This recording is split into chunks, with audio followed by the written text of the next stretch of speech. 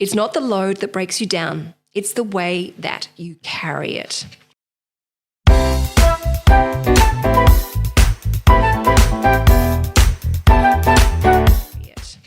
Good morning, everyone, and welcome back to Sugar Mama's Fire Play podcast. I am Canna Campbell. Today we're talking about the interest rates. Interest rates going up. Interest rates going up potentially more than a few times. I feel like our headlines have switched from being all about the pandemic and the war to now being all about interest rate torture. The pain, the suffering, the fear, the anxiety, the panic, the depression that's going to be happening for every single homeowner across the country. These headlines are disturbing. These headlines are very worrying. I think I read the other day the headline was 1.5 million households with mortgages are facing financial stress. Newbie homeowners will be hit the hardest by the rate hike. How the RBA's rate rises could trigger a further sharp fall in house prices. Oh my goodness, if you just stop and look at those headlines, even I feel a sense of fear and panic. And when we feel fear and panic, quite often that can trigger the fight, flight, or freeze mentality, which is not good for anyone. I really have to question the media and the responsibility here to educate and inform people. And it's funny, when I actually clicked on some of these stories and read the articles, in fact, the articles didn't match the headlines. There's a lot of clickbait going on here. Now, that's just not to say to go and bury your head in the sand, but I want to help you, I guess, as who I am and what I stand for and in helping people with their financial journey is I want to help alleviate the panic, the anxiety, and even potentially for some people, the depression that's coming from the knowledge that and the forecast, you could say, of interest rates going up and interest rates going to continue going up to some sort of point. Now, I don't have a crystal ball. I'm not trying to predict anything whatsoever, so please obviously be aware of this. But I'm trying to help arm you with some practical steps and ideas to help you feel a sense of calm and order, and also a sense of clarity and direction when it comes to creating your own financial independence and freedom. Now, on that note, I need to remind you that this is a general advice podcast. There is no product advice, there is no investment advice, there is no strategic advice, there's no personal advice. I don't know anything about your financial situation, your goals, your deadlines, your risk profile. That is, if you hear something in this podcast or any of my other podcasts or any of my other YouTube videos or Instagram or blog posts, you think, oh, that's interesting. Should I be doing that? That's when you need to go and speak to a financial planner and get personal advice. So please always bear that in mind.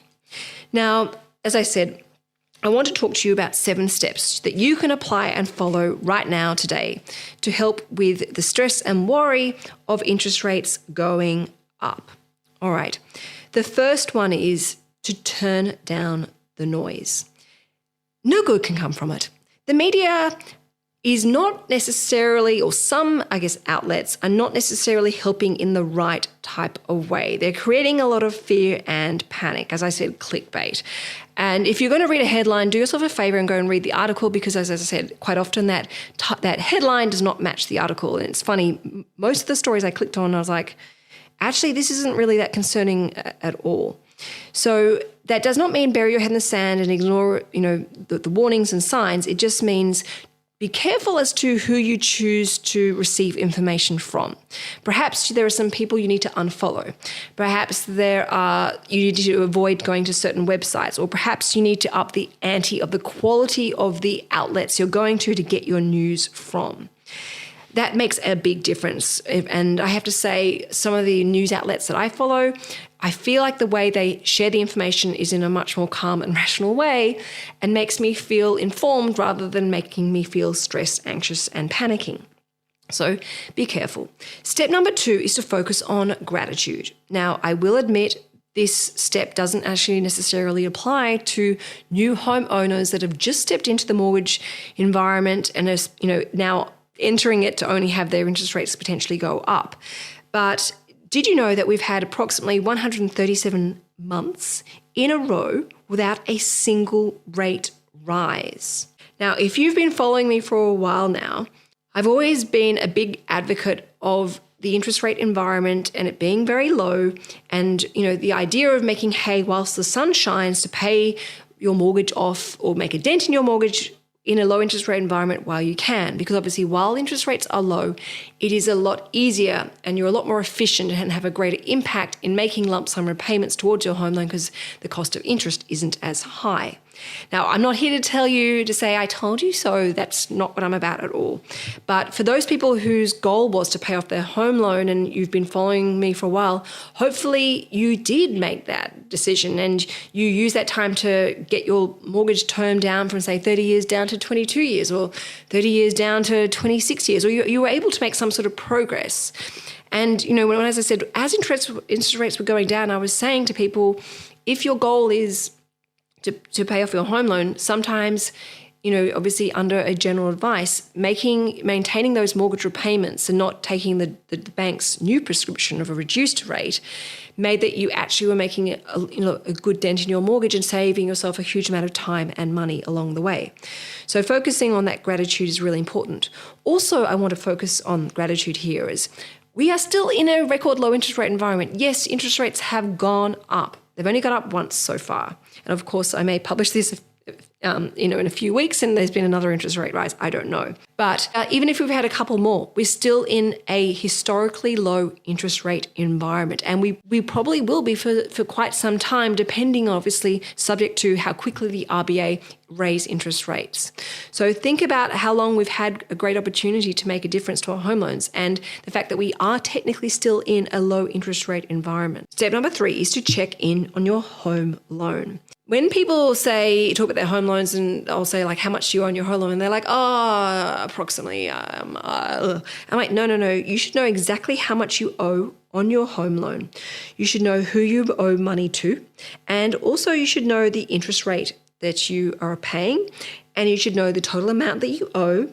And you should also know the term left on your home loan. How many more years left until that mortgage is due to expire, according to the bank's prescription? These are things you should know. You need to arm yourself with knowledge. When you arm yourself with knowledge, you have a vital power of clarity and therefore direction. You understand what your financial responsibilities are and you understand the pecking order of those financial responsibilities. It allows you to make informed and educated decisions after proactively thinking them through because you have all the right up-to-date and correct information about where you stand financially.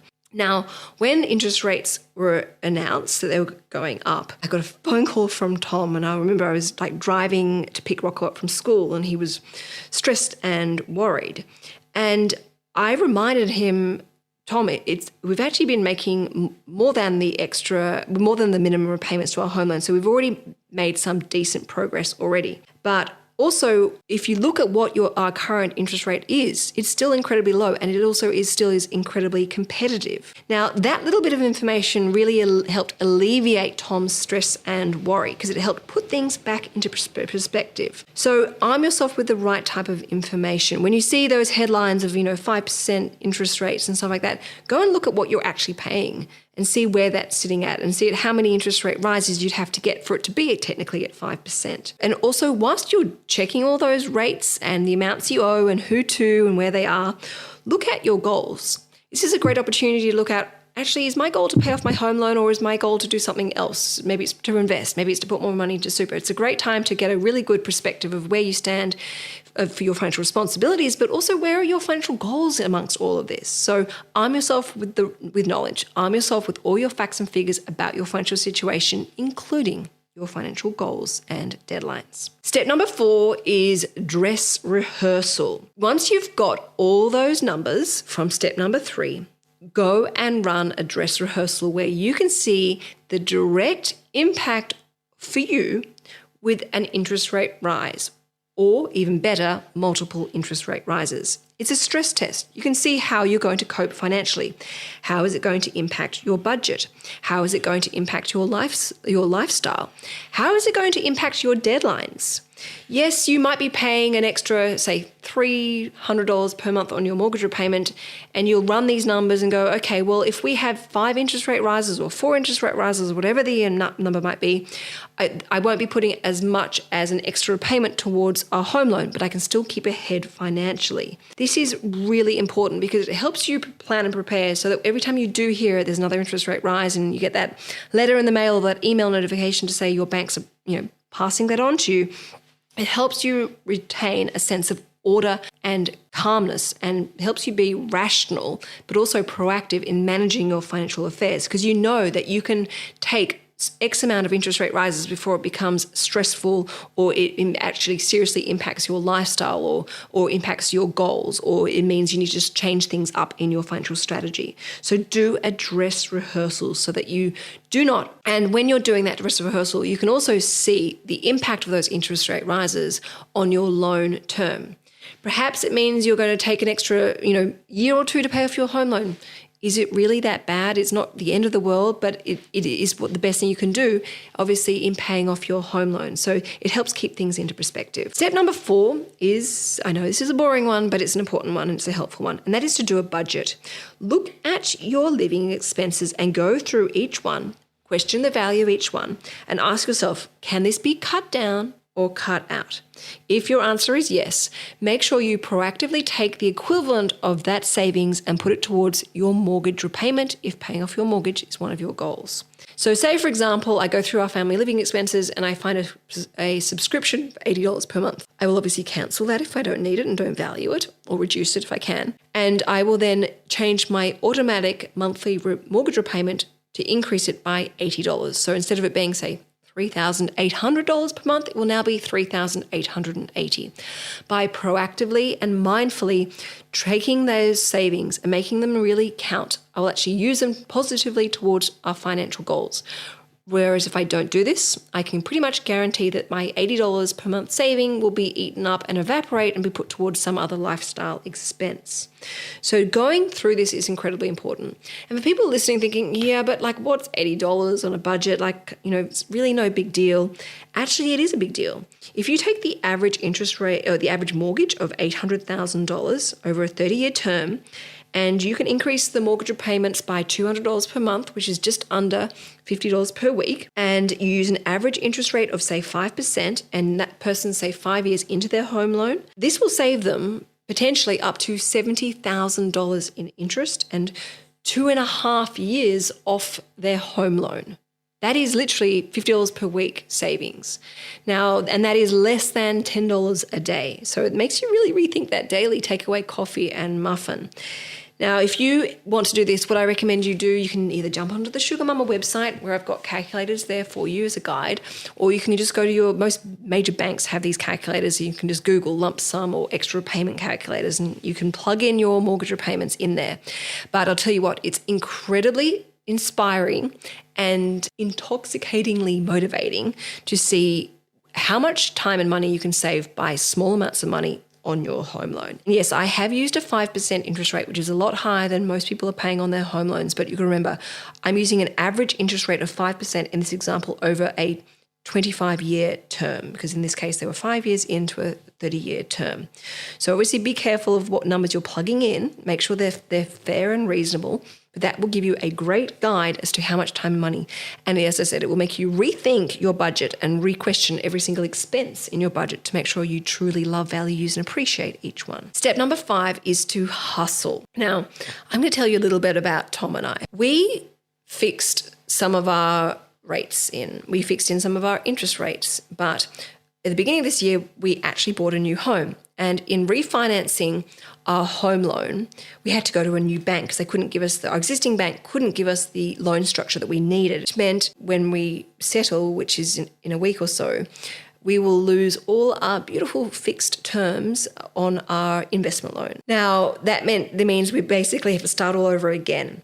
And Tom and I went through all the numbers and I talked to him about a hustle and the impact of making small lump sums here and there when we could. And when I used this example with a calculator and him sitting down with me, his jaw dropped. And in fact, he ended up giving me a lecture on having hustles. When you put extra lump sum money, whenever money comes your way, if you can put it towards your home loan, again, if that's what your goal is, it can have a huge impact in helping save you a lot of time and money. Again, if you Google lump sum repayment calculators, which are on most bank websites, or you can use the Sugar Mama one as a guide, you can see the impact of this. And you might be thinking, well, what lump sum repayments am I going to get? Actually, there's a lot, particularly when you get your ass out there and hustle. But did you know that the average Australian actually receives a tax refund of $2,500 a year? That could be put towards your home loan, which would have huge tens of thousands of dollars as potential savings and time for your home loan. Now, the $1,000 project is all based on a hustle, a side hustle. I did so many different things to build a six-figure investment portfolio. I rented my house out on Airbnb. I worked weekends. I did market research. I did all these frugal challenges and financial fasts. I did Manifesting March. There were so many different things I did. And there are so many things that you can, and that all the listeners out there can do themselves to earn some extra money. You could become a driver for Uber. You could do dog walking. You could do babysitting. You could do proofreading. You could become a tutor. One of my clients is actually a piano teacher in her spare time, and great little cash earning business. You could do transcribing. You can do translating. There are so many different things you can do, and because we're living in a post-COVID world, there's a lot of these things you can do remotely. You don't even need to get off your sofa. So do not underestimate the power of a hustle. And it really does make a big difference. And the good thing about a hustle is you can, do it in bursts where you hustle hard and then give yourself a bit of a breather. And when you're ready to go again, you can, hustle again. Whereas when you increase your mortgage payments, it's like more of a continuous burn. So this is a great way to get leaps and bounds ahead of your mortgage and potentially ahead of those interest rate rises. Step number 6 is to check your interest rate and make sure it's competitive. Now, a lot of people think they're on a really competitive rate, and actually someone the other day was saying to me they're on a great rate, and they told me what it was, and I was like, in my head, I was like, that's not competitive at all. You don't know what your interest rate is, or you don't know if it's a good deal unless you go out and compare it and have a look at what other people are paying, because there's loyalty tax, but there's also loyalty bonuses. There's the advertised rate, but then there's the inside rate. You can go to your bank and say, I'm thinking of changing loan providers. And it's amazing that the tricks that they will magically pull out of their hat for you when they think they're going to potentially lose a customer, particularly a loyal customer. So you really do need to look at what you're paying. Now, that is not advice to go and immediately refinance, because there are also some traps and expenses and things to be aware of when it comes to refinancing, such as break fees, such as stamp duty, such as expenses. You need to go and speak to a quality mortgage broker. And also I recommend you touch base with your accountant and your financial planner in doing this as well, because it also aligns to what your goals are. Because for some people, paying off their home loan isn't necessarily the right financial goal for them in certain financial situations. Now, with fixing rates, and this is not advice as to fix or not, what I'm recommending for anyone who's got a fixed loan, obviously be careful of break fees. They may or may not apply depending on the rate you fixed and the term that you fixed for.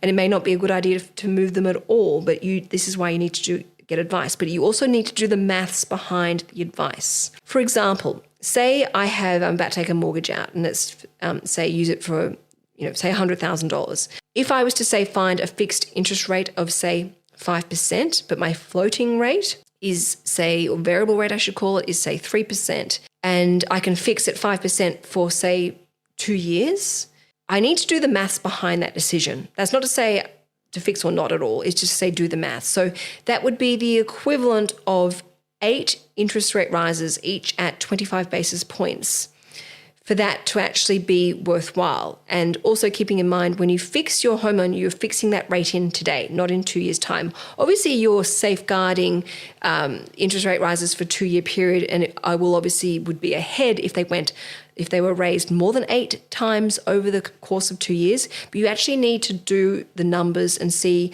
what the likelihood or how you would cope financially with a certain amount of interest rates for a certain period of time, and what you believe is the likely outcome for you and your situation. And this is where a good quality mortgage broker can give you advice.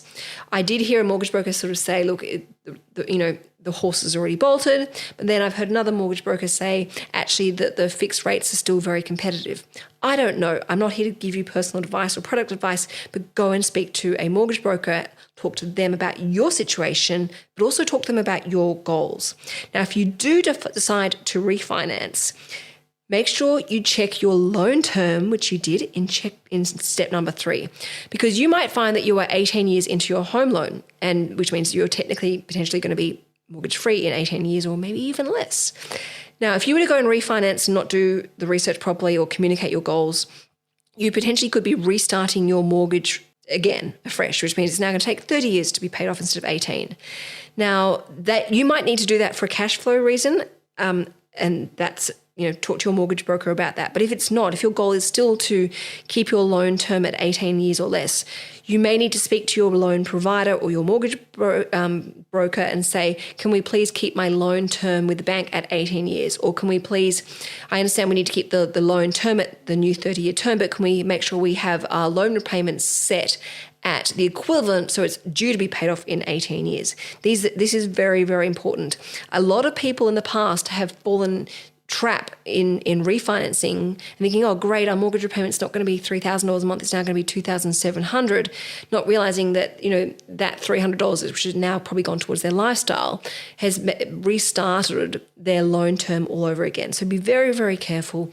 Get advice, get a good quality mortgage broker, speak to your financial planner, speak to your accountant about your goals, and so making sure that the mortgage product you take or choose or pick matches your situation and your short-term, medium, and long-term goals. Step number 7, and that is gamify. Gamify your mortgage. I know this is going to sound like I'm gambling, and I'm not. I'm not talking about making your mortgage goal fun. Set yourself lots of mini bite-sized bursts, sprints, and then rest when it comes to your goals. I love following the debt-free community. There are so many people out there on the debt-free community that have these beautiful coloured charts and graphs, and they get their kids to draw and colour them in once they've knocked another $1,000 off their home loan. Do the same. The cool thing about this is what these people are doing is they're making a note of where they stand financially, and then they're checking in, say, a month later or a week later or however long later, and they're putting the latest update, and they can see the progress that they're making, and that progress fuels success. It keeps them motivated, it keeps them dedicated and committed to staying true to their financial goals and journey, which obviously in this example is around being debt-free.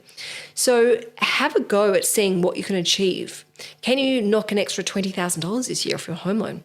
Dare to dream, dare to have a go. You've got nothing to lose.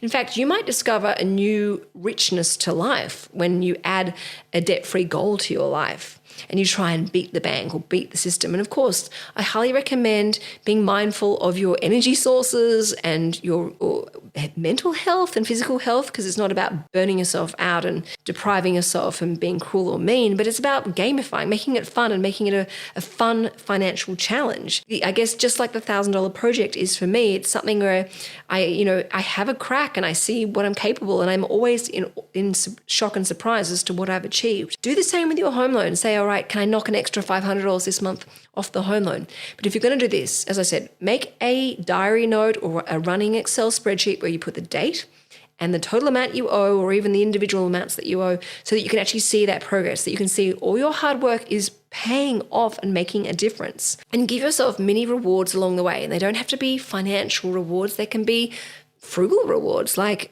going on a picnic, or going and borrowing a book from the library, or going and splurging on a massage or something special to you. Make it fun. And when you make it fun, it really shifts and changes your attitude towards your home loan. Home loan is no longer a handicap in your life. It's no longer holding you back from achieving your financial goals. It's no longer a noose around your neck. It's actually something that you're tackling. And every time you do this, you're strengthening and your, money mindset, and all those hacks and habits and routines that you pick up from gamifying your home loan and smashing it down and paying it it off and extinguishing it eventually, you can also apply to building your wealth. Because as you know, once your home loan's paid off, you have an incredible cash flow that you can do as you like. You can go on more holidays. You can potentially put more money towards your retirement plans and goals. You could put more money towards investing and building up your passive income streams. Make it fun. Make it so that you're excited about your home loan. You love checking in and seeing your home loan coming down. You love seeing the bank take their interest repayments up because you can see the actual impact of your loan coming down. Make it fun. Shift your money mindset. Now, I really hope that this podcast has filled you full of hope and practical steps to go and apply. And next time you hear an interest rate rise, you don't panic. You're not filled with fear and anxiety and stress. You actually think, no, I've got this. I know exactly what I'm doing and I'm already doing it. I'm armed with knowledge. I'm armed with clarity. I'm armed with direction, and I'm excited about my life. I'm excited about my financial future because I'm making informed and educated decisions, and I'm inspired. Let me know if there's one particular step in here that you'd like me to go into more detail about for another podcast. This podcast is led by you guys. Obviously, it's no personal advice in here, but it's for your education. There's particular areas you want me to talk on, just drop me a DM on Instagram. It's probably the easiest and fastest way to connect with me. And we can take it from there. But if you could leave a rating and review, as always, I would greatly appreciate it. And if you ever want immediate access to my podcasts, just simply go and download the Podbean app and subscribe directly there, because that way, every Monday morning at 5 a.m. when I press publish, you are the first to listen to my podcasts.